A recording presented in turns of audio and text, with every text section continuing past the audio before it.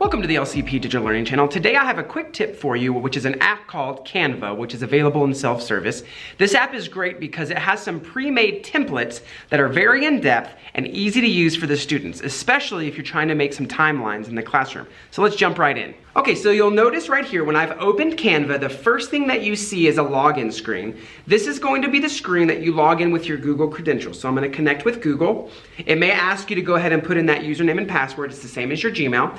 And then now instantly I have some options for some of the templates. For example, some of the older kids, this Instagram posts, those would be really great templates for your students to use. Maybe if you're in history, pretending that they're Abraham Lincoln and posting to Instagram as if that were a character. So that's bringing in some of that social media interest of the students while connecting it to some of the historical facts. But what we want to use right now is a timeline. So at the very top of your screen, you're going to see search. So I'm going to touch the search bar and I'm going to type in timeline and search.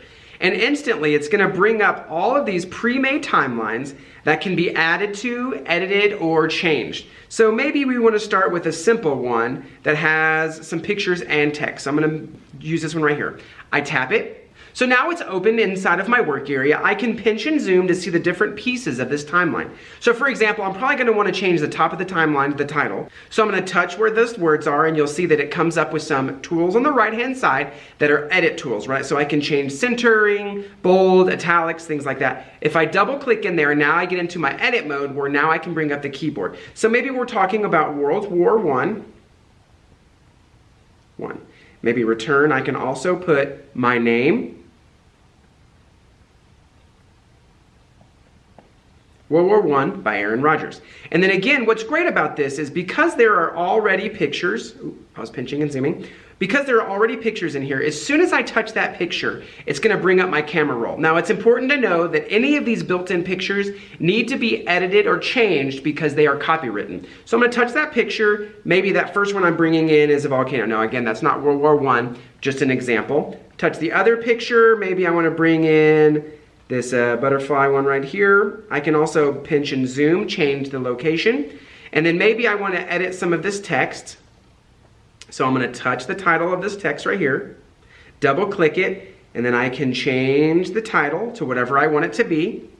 Okay, click out, pinch and zoom. Maybe I want to change all this text inside of here to talk about. So this would be a time where the kid double clicks, and then they're going to type the information about whatever it is that first, second, third, fourth, fifth. So again, you give kids time to build all of these pieces. So let me go ahead and just change all these images to stuff I already had in my camera roll. Now, this app cannot be split screened like some apps. So you cannot have Safari up and drag and drop pictures. So all the pictures the kids want to use need to be saved into their camera roll. Okay, again, if I wanted to add something that's not there already, the bottom right-hand corner there is a plus sign. If I click plus, I can add text, images, illustrations, shapes, templates, things like that. A second page if I wanted to have two. So now that I've given my students plenty of time to work, I want to get this from them. So top right corner, you're going to see an arrow pointing down. That's my download button.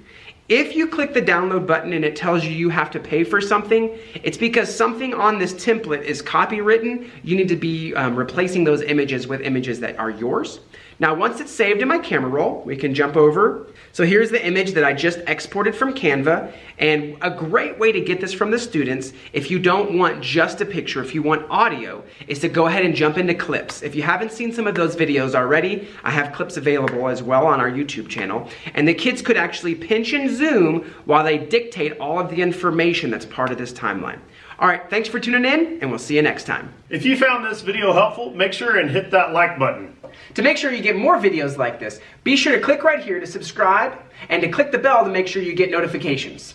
If you'd like to submit a topic or concept for future videos, there's a link in the description down below. And if you're looking for more digital learning tips and tricks, make sure to follow us on Twitter.